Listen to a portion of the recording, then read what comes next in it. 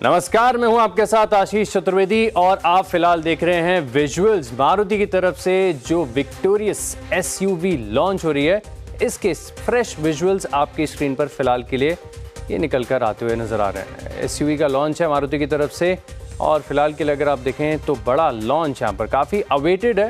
Analyst और market के लिहाज से अगर आप देखें तो बहुत बड़ा इंपॉर्टेंट है, तो फ्रेश विजुअल्स आपने देखे।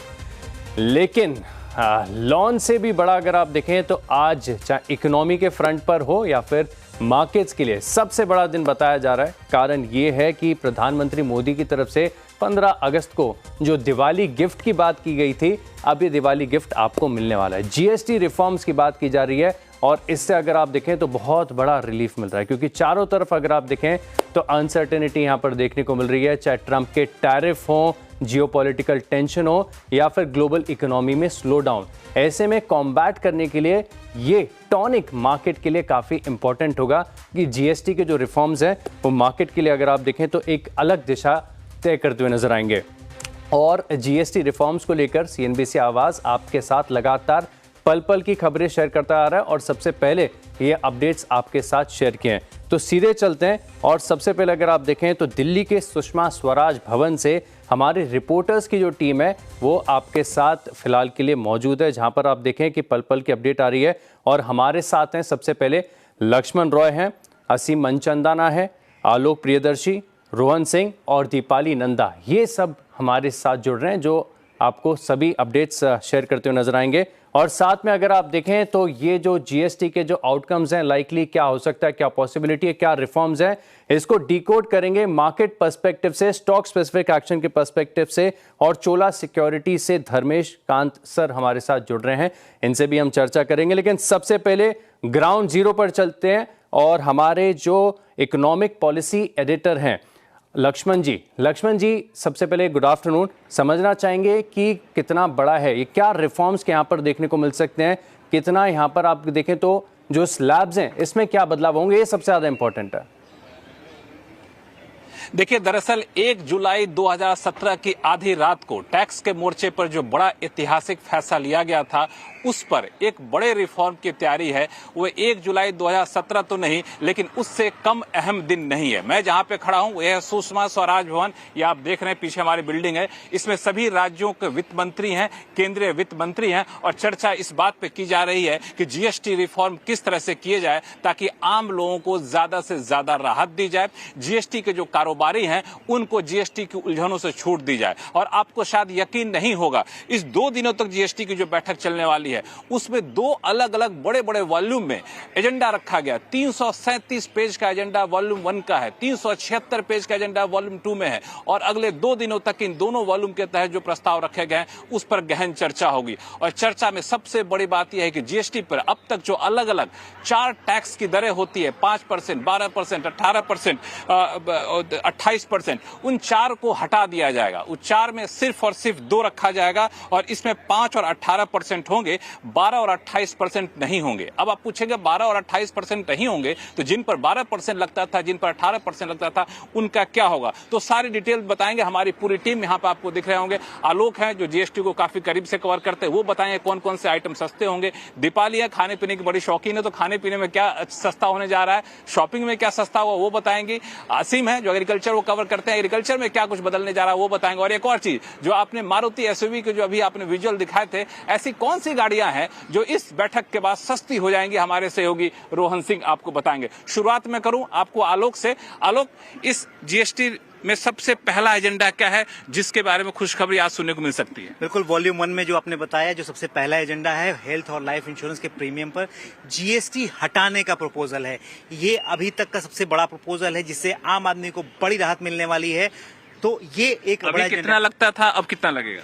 हेल्थ इंश्योरेंस और लाइफ इंश्योरेंस पर अभी 18% जीएसटी लगता था, उसको बिल्कुल जीरो कर देना है। जीएसटी लगेगा ही नहीं, कोई जीएसटी नहीं लगेगा। लेकिन इसमें कैच ये है, शर्त ये है कि ये इंडिविजुअल पॉलिसी और फैमिली फ्लोटर पॉलिसी पर ये लगेगा। अच्छा, मतलब ग्रुप पॉलिसी हुआ तो उस पर नहीं लगेगा? जी नहीं, बिल्कुल नहीं। ग्रुप पॉलिसी पे आईजीटी जो लगता था 18%, वो 18%। अब जीएसटी का जो इंश्योरेंस पॉलिसी लेने जाएंगे, मेडिक्लेम पॉलिसी लेने जाएंगे, उस पर कोई जीएसटी नहीं लगेगा। एक चीज कई लोग कह रहे थे कि जीएसटी हटा दीजिएगा तो इनपुट टैक्स क्रेडिट का क्या होगा? कंज्यूमर को तो फायदा नहीं होगा, उल्टा नुकसान हो जाएगा, उसका क्या प्रावधान है? प्रपोजल के मुताबिक जो री इंश्योरेंस, जिसका बार बार IRDAI की तरफ से भी चर्चा की जा रही थी, इंश्योरेंस कंपनियां भी चर्चा कर रही थी कि इसकी वजह से उनका ITC नहीं मिलेगा, उसको भी री इंश्योरेंस की सर्विस को भी जीरो कर दिया गया है। यानी कि अब ITC को लेकर हेल्थ और लाइफ इंश्योरेंस में कोई दिक्कत नहीं। बिल्कुल, ITC का मतलब ये हुआ कि इंश्योरेंस कंपनियां जो इनपुट में टैक्स चुकाती थी उसका क्या होगा? तब री इंश्योरेंस को इसमें हटा दिया गया, उसको भी जीरो किया गया, यानी ITC का भी झंझट खत्म। तो पूरे तरह से पूरे इंश्योरेंस पर, इंडिविजुअल पर, फैमिली इंश्योरेंस पर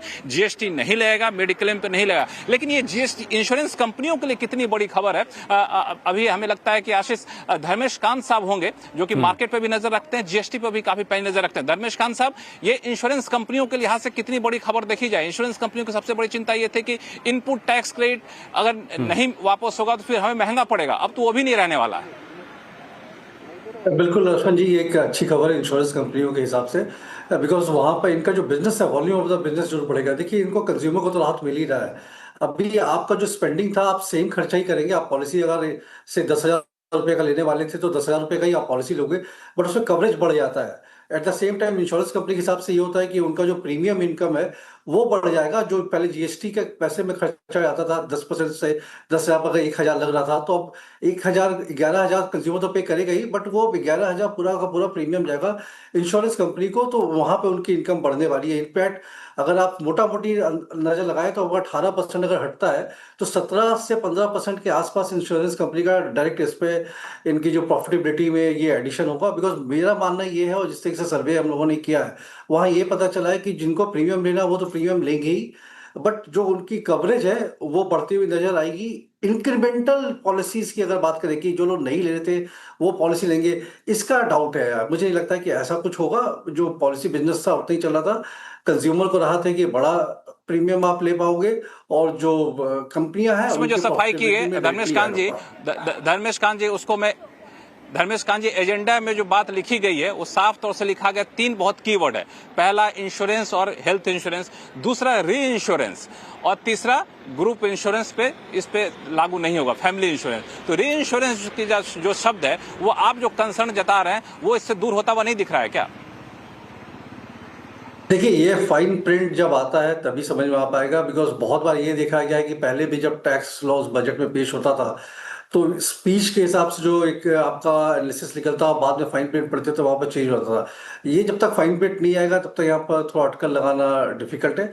मेरे हिसाब से अगर वो ऐसा नहीं करते हैं तो ये पर्पस डिफीट हो जाता है इंश्योरेंस कंपनी के पर्सपेक्टिव से, बिकॉज अगर वो इनपुट पर टैक्स दे ही रहे हैं और उसको क्रेडिट नहीं मिला तो वो तो खर्चा उनका बैठ ही गया वहां पे। तो अपने रैशनलाइजेशन के हिसाब से वहां पर इनको बेनिफिट जरूर मिलनी चाहिए। ऑल राइट, लेकिन सर जैसे कि आपने बताया कि कोई बहुत बड़ा इंक्रीमेंटल फायदा यहाँ पर देखने को नहीं, ऐसा नहीं कि बहुत ज़्यादा पॉलिसीज बिक जाएंगी, लेकिन स्टॉक्स अगर आप देखें तो इस उम्मीद में थोड़े से चल चुके हैं। खासतौर पर अगर आप देखें तो जो बीटन डाउन जनरल इंश्योरेंस वाले स्टॉक्स हैं, इनके ऊपर क्या राय होगी आपकी? देखिए, जनरल इंश्योरेंस से सब्जेक्ट टू आपके कितने व्हीकल्स बिक रहे हैं या अदर कंज्यूमर प्रोडक्ट्स बिक रहे हैं, तो वहां पर मुझे लगता है कि थोड़ा जो GST कट आएगा कंजम्पशन जरूर बढ़ेगा। बिकॉज ये GST कट जो आ रहा है ये बैकड्रॉप में इसके पीछे 3-4 कारण है। एक तो पहले आपने डायरेक्ट टैक्स कट किया, फिर आपने इंटरेस्ट रेट भी कट किया है, वहां पर भी EMIs घट गए हैं, और फिर लो इन्फ्लेशन है, तो डिस्पोजेबल इनकम लोगों के पास बढ़ रहा है। और अब जब प्राइसिंग ऑफ द प्रोडक्ट जो एंड प्रोडक्ट है वो भी घटेगी तो कंजम्पशन इंक्रीमेंटली बढ़ना जरूर चाहिए। वैसे ही फेस्टिव सीजन में कंजम्पशन बढ़ता है, बट इसके लिहाज में 2-3% के आसपास का कंजम्पशन बिल्ड होगा तो उतना ही बेनिफिट आपको जी। उसके लिए जब आप इंश्योरेंस कार खरीदते हैं तो आप या बाइक खरीदते हैं, उसमें जो इंश्योरेंस लेते हैं वहां पर उनका बिजनेस बढ़ेगा। बहुत बड़ा बढ़ता हुआ नजर नहीं आ रहा है इंक्रीमेंटली, बट इंक्रीमेंटली 2-3% का इम्पैक्ट होगा। सिर्फ एक यहाँ पर मैं ये कहना चाहूंगी, कंजम्पशन को लेके जितनी पॉजिटिविटी आ रही है, एंड ऑफ द डे अगर आप 1,10,000 का बाइक ले रहे थे, अब आप लाख रुपए में लेने वाले हैं तो 1 लाख रुपए अभी भी आपको निकालना है। वहां पे एक बड़ा क्वेश्चन मार्क बना हुआ था कंजम्पशन को लेके, बिकॉज सेंटिमेंट्स जो है सैलरी को लेके, कंपनी की प्रॉफिटेबिलिटी को देखिए तो वो उतना अच्छा इंक्रीमेंट इस साल गया नहीं है अभी तक। मे बी ये शुरुआत को यहाँ से ट्रिगर वो पॉइंट चालू हो, और इवेंचुअली जब कंपनी की प्रॉफिटेबिलिटी बढ़ेगी तो सैलरी हाइक सबको चाहेंगे। तो हालांकि इसमें एक चीज मैं जोड़ दूं धर्मेश कांत जी, एक चीज मैं जोड़ दूं, धर्मेशकांत जी, एक जो मैं जोड़ दूं कि जब एजेंडा पर डिस्कशन हो रहा था उसमें सभी राज्यों ने इस बात पर जोर दिया कि जीएसटी घटाया जा रहा है, इसका फायदा पॉलिसी होल्डर को मिले, ये सुनिश्चित करना होगा। तो ये जाहिर तौर पर पॉलिसी होल्डर को फायदा मिलेगा, इंश्योरेंस का पेनिट्रेशन काफी बढ़ेगा जो कि भारत में काफी कम है, लेकिन देखना होगा आगे चल के इंश्योरेंस सेक्टर पर क्या असर पड़ता है। एक चीज और, जो मैंने आपको 4 स्लैब बताया उसमें से 12 और 18% वाले स्लैब खत्म हो जाएंगे, ये तो मैंने बताया, लेकिन 12% वाले जो लगते थे पहले वो कहां जाएंगे और 28% वाले जो लगते तो वो कहां जाएंगे? तो 12-28 ही खत्म हो रहा है। आलोक, संक्षिप्त में बताएं क्या होने वाला है, इस स्लैब खत्म होता है तो किस पे फायदा, किसको नुकसान? बिल्कुल, देखिए जो एसेंशियल आइटम है उनको 5% में लाना है, जिसमें खाने पीने से लेकर जो रोजमर्रा की चीजें हैं वो सब 5% पे आ जाएंगे। उसमें मेडिकल के जो आइटम है, दवाइयां हैं, कुछ रेयर मेडिसिन और कैंसर की मेडिसिन, उसको नील पे ले जाना है। बाकी मेडिकल के इक्विपमेंट्स और तमाम चीजें 5 पर आएंगे। ये इन प्रिंसिपल है। लेकिन अगर आप देखें तो जो 28% एक सीमेंट बहुत इंपॉर्टेंट था, उसको भी 18% पे लाया गया क्योंकि 28% का स्लैब खत्म हो गया। रही बात अब इसके बाद, तो अब जो बड़ी चीजें हैं वो सब 40% स्लैब में जाएंगी, क्योंकि जो 28% में जो नीचे 18% में आ गई वो रहेंगी, लेकिन जो बाकी चीजें हैं वो 40% में जाएंगी। रेडीमेड गारमेंट, टेक्सटाइल सेक्टर, सब पर 5% लगाना है। 5% लगाया। टेक्सटाइल के जितने भी आइटम है सब पे 5% होंगे। रेडीमेड गारमेंट अभी तक 1000 रुपए से नीचे पर 5% था, अब 2500 रुपए से 5% लगेगा। टी शर्ट कितने का है? अगर ये 2500 रुपए से कम का है, बता दो। ये मात्र 2100 रुपए का है। तो इसमें जीएसटी घट जाएगा, इस पे जीएसटी 5% लगेगा। और इसके अलावा ज्यादा है तो 2500 ज्यादा है तो उस पर 18% लगेगा। इस पर 18% जो मैंने पहना वो 18% लगेगा। ये तो महंगा, चलो मैं ऐसा ही वाला खरीदूंगा। फिर फुटवेयर भी सस्ते 2500 रुपए से कम का पहनना शुरू कर दीजिए। 2500 ज्यादा महंगा लग रहा है, इस पर भी 5% लगेगा। 5% लगेगा। 2500 से ज्यादा पर ज्यादा लगेगा। 2500 ज्यादा, ये बड़ा कैश है। 2500 से कम वाले कपड़े खोजिएगा जब शॉपिंग मॉल में जाइएगा तो। और जूते भी 2500 से कम। हालांकि जूता पहनने का मैं थोड़ा सा ध्यान रखता हूँ, जूता थोड़ा सा महंगा पहनता हूँ, शर्ट भले सस्ता क्यों ना हो, तो जूते पर मुझे महंगा पड़े लेकिन शर्ट सस्ती पड़ेगी, तो मैं 2500 से नीचे वाले ढूंढता रहूंगा। ये कितना बड़ा फायदा होगा धर्मेशकांत जी ऐसे सेगमेंट के लिए, क्योंकि मास कंजम्पशन का देखिए, हाँ, जहाँ मास कंजम्पशन की बात है वहाँ फायदा होगा, बिकॉज ये भी देखिए इनडायरेक्ट फायदा होता है कि जो कंज्यूमर है उनके खर्चे कम होंगे, वो जो पैसा बचेगा वो फिर कहीं और रीयूज कर सकते हैं, किसी और कंजम्पशन कर सकते हैं। हो सकता है कि जगह 2 टी शर्ट ले लें, थोड़ा आगे बढ़ के, ये ऐसी पॉसिबिलिटी हो सकती है। बट अब फिर कपड़ों में ये हो जाता है कि अगर प्राइस स्लैब लगा रहे हैं तो हर कपड़ा अलग अलग प्राइस स्लैब के साथ आता है। कोट का प्राइस अलग होता है, सूट का प्राइस अलग होता है, शर्ट पैंट का प्राइस अलग होता है। तो थोड़ा सा यहाँ पर थोड़ी डिफिकल्टी रहेगी अगर सिर्फ प्राइस रेंज लेके चले, बिकॉज किसी को सूट खरीदना है तो 3-4 हज़ार से कम में आता नहीं है, तो फिर वहाँ तो जीएसटी घटा ही नहीं, तो आप नंबर ऑफ सूट्स नहीं बढ़ेंगे। बट मास कंजम्पशन की जहाँ तक बात है, वहाँ पर जैसे विशाल मेगावाट हो गया या फिर ट्रेंट हो गया, उनका जूडियो जो स्टोर चल रहा है, इन बिजनेसेस को थोड़ा सा फायदा जरूर होता रहेगा। और नॉर्मली कंज्यूमर सेंटीमेंट होता ही, आप लेने जाते हैं, अगर आप डिस्काउंट देखते हैं तो एक जगह आप 2 ले लेते हैं। तो उस तरीके से अगर यहाँ पर टैक्स का राहत मिलता है, बड़ा टैक्स का राहत मिलता है, तो डेफिनेटली पॉजिटिव रहेगा। और ये जो स्टोर है मास कंजम्पशन वाले ट्रेंड जैसी कंपनियों को फायदा। धर्मेशकांत जी, एक चीज मैं जोड़ दूं आपकी बातों में, हाँ, आपकी बातों में एक बात जोड़ दूं कि जब मैं इन सेक्टर की कंपनियों से बात करता हूं, चाहे फुटवेयर के हो, गारमेंट को, उनकी सबसे बड़ी शिकायत ये होती है कि सस्ते वाले सामान लोकल ब्रांड वाले इतने बेच लेते हैं, जीएसटी कम लगता है तो हमें नुकसान होता है। तो वो जो लोकल ब्रांड से कम्पीट करने वाले चाहिए थी, उस पर जीएसटी कम हो जाएगा तो हम कम्पीट कर लेंगे। तो उस सेगमेंट में अगर जीएसटी कम होता है तो उस कंपनियों को हो सकता है एक फायदा होता हो। क्यों आशीष जी, आप क्या मानते हैं?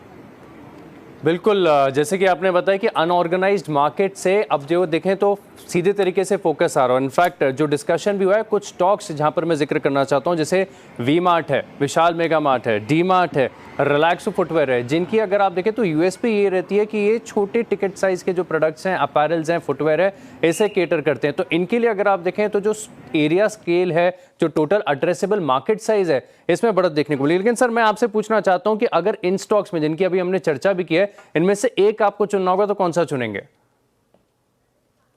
देखिए, विशाल मेगा मार्ट और ट्रेंट, ये 2 कंपनी को चुनना चाहेंगे, बिकॉज ये दोनों के बिजनेस एक्सपेंशन काफी स्ट्रांग चल रहे थे और इनके प्रोडक्ट प्रोफाइल भी इस सेगमेंट को काफी अच्छे से कैटर करते हैं और ट्रेंडिंग है।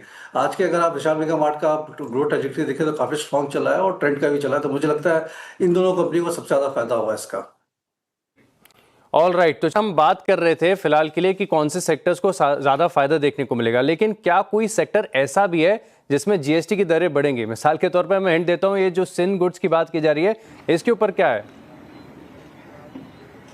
देखिए सिन गुड्स के ऊपर क्या है, उसमें एक पेच है कि अभी जीएसटी की दरें तो उस पर दर 28% का होता था, उसके ऊपर से सेस लगता था। अब क्या है कि सेस की व्यवस्था खत्म हो जाएगी तो 28% है, उसके ऊपर आपको एडिशनल ड्यूटी लगाने की बात है। क्यों, सही कह रहा हूं मैं? बिल्कुल सही बात है। 40% का जो नया स्लैब बनेगा उसके ऊपर आपको एडिशनल लेवी लगेगा। अभी वो मैकेनिज्म अंदर तय हो रहा है। बिल्कुल, ये सिन गुड की बात है। लेकिन सिन गुड से चलते चलते चीज बता दूं कि दिवाली का समय आने वाला है। जो लोग खाने पीने के शौकीन है या फिर शॉपिंग के शौकीन है, तो मैं इनमें से किसी के पास नहीं जाऊंगा, सिर्फ और सिर्फ दीपाली के पास जाऊंगा। ये खाने पीने के भी शौकीन है और शॉपिंग के भी शौकीन है। दीपाली, सब तक खाने पीने की चीज क्या सस्ती होने वाली है? बिल्कुल लक्ष्मण जी, फेस्टिव सीजन से पहले मैं ये कहना चाहूंगी व्यूवर्स को कि जमकर शॉपिंग करें और जमकर खाइए, लेकिन सस्ता मिलेगा। अपनी सेहत का ध्यान रखें। सबसे पहले कंज्यूमर ड्यूरेबल की बात करते हैं। फेस्टिव सीजन की शुरुआत होती है तो खास तौर पर जो सबसे ज्यादा डिमांड देखने को मिलती है वो कंज्यूमर ड्यूरेबल सेगमेंट में देखने को मिलती है। एयर कंडीशनर की बात करें, टीवी की बात करें, रेफ्रिजरेटर हो या फिर वॉशिंग मशीन हो, कंपनियां भी इंतजार करती है इस फेस्टिव सीजन का और अब ये सस्ती होने वाली है। जो प्रपोज्ड है वो ये कि अभी मौजूदा जो जीएसटी का रेट है इस पर 28% है, ये घटकर 18% की कैटेगरी में आता है। 28 से सीधा 18% है। बिल्कुल, तो आप अंदाजा लगा सकते हैं कि जो एमआरपी है उस पर अच्छा खासा आपको डिफरेंस देखने को दिवाली में सारी शॉपिंग कर सकते हैं। हाँ, अच्छा, खाना पीना हो तो? बिल्कुल, खाने पीना अगर हम फेस्टिव की बात करें, त्योहारी सीजन की बात करें तो खाने पीने के बिना अधूरी है। मेरे जैसे जो खाने पीने के शौकीन लोग हैं वो जमकर मिठाई खाएं, सेहत का जरूर ध्यान रखें क्योंकि पैक्ड मिठाइयां हैं वो सस्ती होने वाली हैं। खास तौर पर जो हम प्रीमियम मिठाई कहते हैं जिस पर छेना की कोटिंग होती है, चॉकलेट की कोटिंग होती है, पिज्जा वगैरह, पिज्जा भी सस्ता होने वाला है क्योंकि जो पिज्जा बेस है उस पर कितना टैक्स लगता है, कितना लगेगा? 5% के दायरे में खाने पीने की चीजों को लाया जा रहा है, तो पिज्जा बेस सस्ता होगा तो ऑब्वियसली उसकी कीमत भी सस्ती होगी। आपका खर्चा काफी कम हो जाएगा, खाने पीने का हो, शॉपिंग का। पार्टियां ज्यादा होंगी ना, खर्चे भी तो कम हम लोग मैनेज करेंगे। खर्चे कम होंगे, खर्चे जरूर, खर्चे कम होगा। दीपाली इंडिकेट करे, अगली बार जब इंक्रीमेंट होगा ना तो कहेगी नहीं कि इंक्रीमेंट दिलाइए। लेकिन एक जो आपने कहा कि एक बड़ा इंटरेस्टिंग सा चीज होता है वो है ऑटो सेगमेंट। ऑटो सेगमेंट पे जाऊंगा, अगर धर्मेश कांत साहब इस पूरे सेक्टर पे कुछ कमेंट करना चाहे तो। बिल्कुल लक्ष्मण जी, एक ही सलाह रहेगी कि पहले जीएसटी रेट कम होने दें, उसके बाद कंजम्पशन करें। अगर आपने पहले कर लिया तो आप हायर रेट पे ही कंज्यूम कर लोगे। बिल्कुल, बहुत इंटरेस्टिंग है। लेकिन ये सर, एक है, लेकिन एक चीज, हाँ बिल्कुल धर्मेश जी, मैं एसी स्टॉक्स के बारे में पूछना चाहता हूं क्योंकि अगर आप देखें तो क्वार्टर वन थोड़ा सा ढीला देखने को मिला था, इन्वेंट्री पाइलअप हो रही थी। तो क्या ये जो जीएसटी का रिलीफ मिल रहा है इससे ये जो ब्लू स्टार, वोल्टास जैसे स्टॉक्स हैं इनका भी मूड माहौल और अर्निंग सुधर सकती है? डेफिनेटली, देखिए 10% काफ़ी अच्छा अमाउंट होता है। अगर 40,000 का एसी है तो वहाँ पर 4,000 छूट मिलता है। और नॉर्मली होता क्या था कि फेस्टिव सीजन में ये लोग डिस्काउंट के स्कीम्स लेके आते थे, सेल लेके आते थे। तो इस बार होगा क्या है कि जीएसटी कट का जो अमाउंट है वो सेल में कन्वर्ट हो जाएगा, इनको सेल निकालना नहीं पड़ेगा। तो वहाँ एडजस्टमेंट मिल जाएगी जिनकी प्रॉफिटेबिलिटी में जरूर सुधार हो गया। अगर उसके ऊपर भी कुछ टॉपअप कर देते डिस्काउंट का तो डेफिनेटली कंजम्पशन बढ़ेगा। सो कहीं ना कहीं पे ये जो कंजम्पशन स्लो डाउन हो रहा था उसको किक स्टार्ट जरूर देता हुआ दिखेगा। हालांकि अभी तक जो क्वेरीज है, और अगर आप बात करें जैसे बॉम्बे में कोहिनूर ब्रांड है जो इस सब के तरह के चलाते हैं शॉप्स यहाँ पर जहाँ पर कंज्यूमर ड्यूरेबल बिकता है, उनके तरफ से अभी तक भी वो फिंगर्स क्रॉस रखे हुए हैं। वो देखना चाह रहे हैं कि एक बार रोल आउट हो जाए, उसके बाद फिर उसकी वो ब्रांडिंग करेंगे और सेल्स बढ़ाएंगे। उम्मीद तो जो कंसर्न था धर्मेश कांत जी, एक जो कंसर्न था इन कंपनियों का कि फेस्टिव सीजन से पहले आपने ऐलान कर दिया लागू नहीं होगा तो हमारे स्टॉक पाइल अप हो जाएंगे, फिर लोग कोई खरीदेंगे नहीं जीएसटी कट की उम्मीद में। लेकिन जिस तेजी से सरकार काम कर रही है, मुझे लगता है कि फेस्टिव बाइंग शुरू होने से पहले ही ये सारी क्लैरिटी आ जाएगी। एक चीज और, हमारे सहयोगी रोहन सिंह है, पिछले कई दिनों से कार खरीदने का मन बना रहे थे, और जब से पता चला कारें सस्ती होंगी तो वो और अपनी शॉपिंग को रोक दिया। रोहन सिंह, क्या कौन सी कार खरीदेंगे और सस्ती होने वाली आपकी नजर में? जी, कार कितनी सस्ती होगी ये इस बात पर निर्भर करेगा कि आप कौन सी कार खरीदना चाहते हैं। अगर आप मान लीजिए छोटी कार खरीदना चाहते हैं, 4 मीटर से कम की कार खरीदना चाहते हैं, 1200 सीसी से कम की पेट्रोल या 1500 सीसी से कम की डीजल कार खरीदना चाहते हैं, तो यहाँ आपको सबसे ज्यादा फायदा मिलेगा क्योंकि अभी 28% का स्लैब है प्लस 3% आपका सेस लगता है। ये कम होके 18% तक आ जाएगा। ठीक यही फायदा जो है आपका जो बाइक है उसमें 350 सीसी से कम की अगर बाइक है तो आपको ये फायदा। तो मुझे समझ में नहीं आया, थोड़ा सा कुछ आपको अंदाजा देना चाहूंगा। मान लीजिए ऑल्टो K10 है, उसमें आप लगभग 34,000 बचा लेंगे। अगर आप बलिनो लेते हैं लगभग लगभग 60,000 बचा लेंगे अभी के मुकाबले। साथ ही अगर क्विड लेते हैं आप लगभग 40,000 रुपए बचा लेंगे। लेकिन आशीष जी वहाँ BMW लेंगे तब क्या बचा? उनको बहुत ज्यादा फायदा इसलिए नहीं मिलेगा क्योंकि जो लग्जरी गाड़ियां हैं, बड़ी गाड़ियां हैं, एसयूवीज हैं, उन पे बहुत ज्यादा फायदा नहीं मिल रहा है। अभी का जो इफेक्टिव रेट है लगभग 47%, 28% प्लस सेस लगता है। जो बदलाव होगा उसके बाद भी सेस इतना ही लगेगा, जो इफेक्टिव रेट है वो उतना ही रहेगा। तो बहुत ज्यादा फायदा आशीष जी को नहीं मिलने वाला है। आशीष जी लेकिन खुश हो जाइए कि बढ़ेगा नहीं, लेकिन उतना ही रहेगा। तो जो मन बना रहे थे BMW खरीदने का, ऑडी खरीदने का, खरीद सकते हैं, कोई टेंशन नहीं आशीष जी। बिल्कुल, काफी क्लैरिटी मिल गई है ऑटो स्टॉक्स और पूरे सेक्टर को लेकर। चलते हैं ग्राउंड जीरो, लक्ष्मण जी हमारे साथ। लक्ष्मण जी, अर्बन कंजम्पशन के लिए तो बहुत सारी चीजें आपने बता दी, लेकिन रूरल के क्या खास होगा? रूरल के लिए सबसे ज्यादा खास होगा, बता दूं आपको, पूरे एजेंडा में सबसे ज्यादा फोकस एग्रीकल्चर सेक्टर पर किया गया, इससे लाइट सेक्टर पर किया गया, जिस पर असीम हमारे सहयोगी काफी पैनी नजर रखते हैं। असीम, क्या कुछ बदलने वाला है? देखिए, किसानों को फिलहाल कोई इनपुट टैक्स क्रेडिट नहीं मिलता है, लेकिन सीधी सी बात है कि उनको यहाँ पर फायदा बहुत बड़ा मिलने वाला है। सबसे पहले तो ट्रैक्टर के ऊपर 12% के आसपास जीएसटी है, वो घट करके 5% हो जाएगा। ट्रैक्टर पार्ट्स है उस पर जीएसटी कम हो जाएगा। इसके साथ साथ ट्रैक्टर के जो टायर है, ट्यूब्स है, उनके ऊपर जीएसटी कम होगा। दूसरा सबसे बड़ा फायदा उनको इरिगेशन इक्विपमेंट अगर वो लेते हैं तो उसके अंदर उनको फायदा दिख रहा है। यहाँ पर जो माइक्रो इरिगेशन के स्प्रिंकलर्स हैं, नोजल्स हैं, उनके ऊपर जीएसटी 12% से घट करके 5% के आसपास का होने का अनुमान है, उनसे यहाँ फायदा होगा। बीज टिलर है, थ्रेशर है, इनके ऊपर भी जीएसटी कम होने का यहाँ पर अनुमान जताया जा रहा है। फर्टिलाइजर के एसिड्स जो है उसके ऊपर 12% के आसपास का जीएसटी है। स्लैब कम करके उनको 5% की जीएसटी के स्लैब के अंदर लेकर के आया जा सकता है। और यही सारी चीजें आपको दिख रही हैं जो कि ग्राउंड लेवल पे किसान को काफी फायदा देंगी। उनकी लागत, इनपुट लागत कम होगी, उनकी कमाई जो है आने वाले दिनों में इससे बढ़ेगी। बिल्कुल, किसान जो सारी चीजें खरीदते हैं खेती के लिए, उन सारी चीजों पर जीएसटी या तो खत्म हो जाएगा या फिर जीएसटी की दरें कम हो जाएंगी, यानी यह चीजें सस्ती पड़ेंगी किसानों के लिए। एक बड़ा फैसला जीएसटी काउंसिल की बैठक में होने की संभावना है।